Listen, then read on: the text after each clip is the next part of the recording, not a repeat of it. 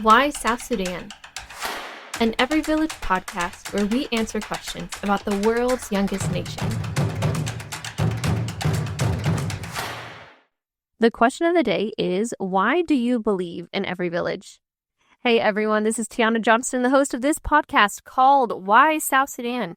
So we are on episode 105, which is so exciting. That means 2 whole years of doing this podcast, which has been such a treat. So I thought the best person to answer this question is actually not just one person, but many of us.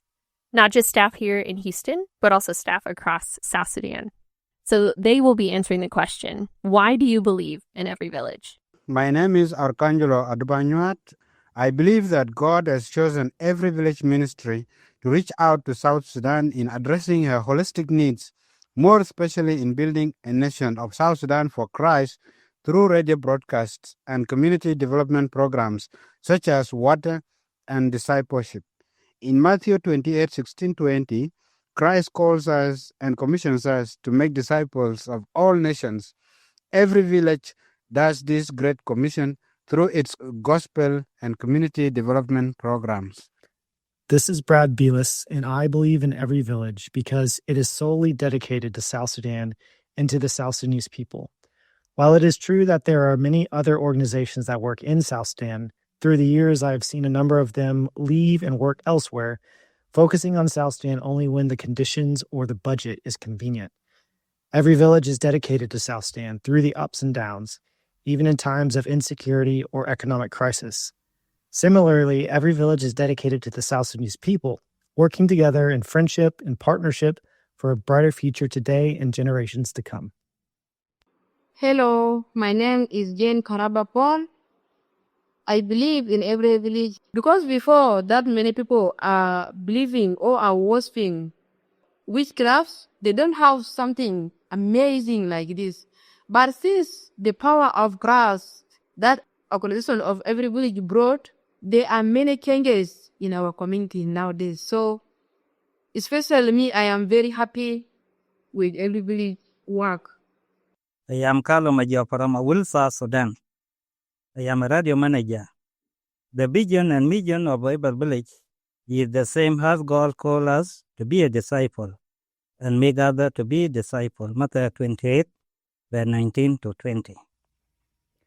I'm Evan Mumbauer, and I believe in Every Village because it's focused on sustainability and empowerment, not a set-it-and-forget-it mindset.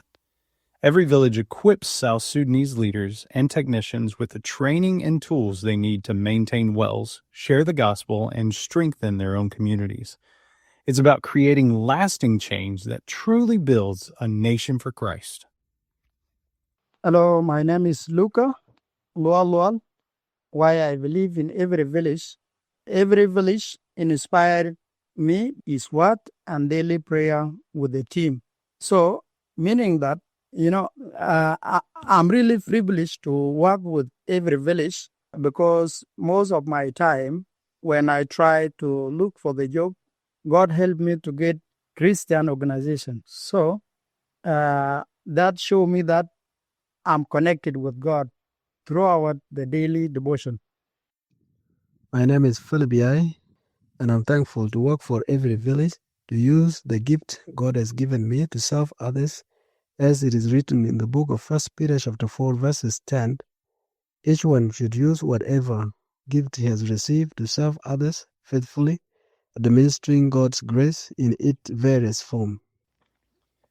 This is Blake Jones. I believe in Every Village because after nearly 14 years of walking alongside the people of South Sudan, I've watched real transformation unfold. The clearest example is in our South Sudanese staff. They are the ones who should be leading this ministry. And as they've grown, the impact in their communities have grown right alongside them. My name is Simon Dapaya Abraham. Because Every Village helped the community by digging many boreholes. Every Village also helped the program of health to the community. 3. Every Village also provided the community with the solar radio to hear the word of God. Ken Cap. South Sudan is the youngest and least developed nation in the world. Every village goes to the hard places. South Sudan is a hard place. No infrastructure, food insecurity, and tribal instability. But the South Sudanese are hungry for the gospel. My name is Etienne. I believe in every village as an organization because every village is exercising the Great Commission, which is Jesus' last call to his disciples. And with every village's ability to preach the good news through radio, water, and discipleship, I believe we can change the nation of South Sudan to be a God-fearing nation. My name is Tiana Johnston, and I believe in every village because Revelation 7:9 and 10 says every nation, tribe, people, and language will be around the throne worshiping God. And that includes my South Sudanese brothers and sisters. And the last person I wanted to interview for this question is actually here live in the studio. Hey, Tiana, and I am Andrew Brown. And I believe in every village because we're raising up a new generation of leaders in South Sudan and empowering them with the training, resources, and systems that are foundational to building a nation from the ground up.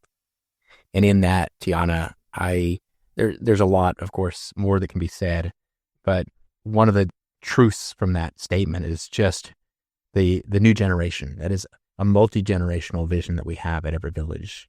We believe, and we've talked about it many times on this podcast, that the next generation of South Sudan is the hope of this nation. And God is raising up a new generation of kids that have grown up with the Word of God because they're hearing it through the radio in their homes. They've grown up with ongoing access to safe water because they've got pump mechanics that have been trained to repair the well when it breaks. They're growing up in churches that have pastors that have received some training and have a deeper understanding of the theological notions and concepts of God.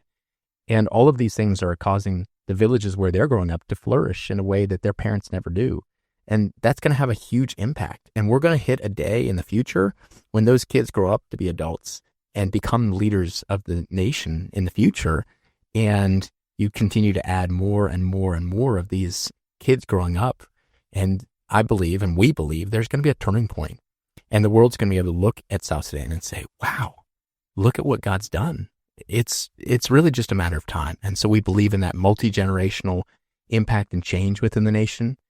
And then as we go about our work, this notion of empowerment, of raising up South Sudanese with a focus towards sustainability, much more centered around building up these systems over projects that might fail. It's building systems that last. And we talked about that a lot as well. And that impacts everything we do and the way we go about it. It's not just about Americans coming in and providing solutions. It's working hand in hand with the South Sudanese and hearing from them, letting them be a part of the design and the implementation of these ministry areas. And they've taken full ownership of that. And after all, aren't they the experts? I mean, they're the ones that it's their nation and their people. And we're just coming alongside them to equip them with those resources.